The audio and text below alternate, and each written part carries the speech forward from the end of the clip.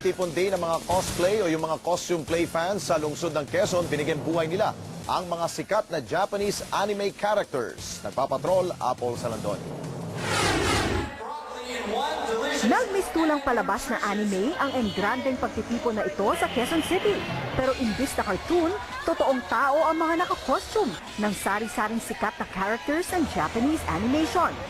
Ito ang nauuso ngayong cosplay o costume play na nagsimula sa Japan noong dekada 70 at ngayon patok na rin dito sa Pilipinas. Sinusunod ng mga cosplayers ang itsura ng mga paborito nilang anime characters. Si Mark Anthony, tagahanga ni Akazukin Chacha, kaya gayang-gaya niya. Nag-transform po si Chacha na ganito na po. Parang kinilabutan po ako, sabi, oh my God, iko-cosplay ko yan. Si Nicola naman, pinag-ipunan ang 7,000 piso para mabuo ang kanyang costume ni Kagamine Len ng anime series na Vocaloid.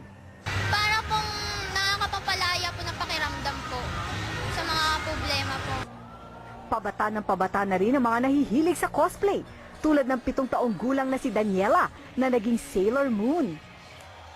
Sabi ng cosplayers, kakaibang kasiyahan na nararamdaman nila sa pag-aanyong anime characters. Ito rin ang pagkakataon para magkaroon ng mga bagong kaibigan.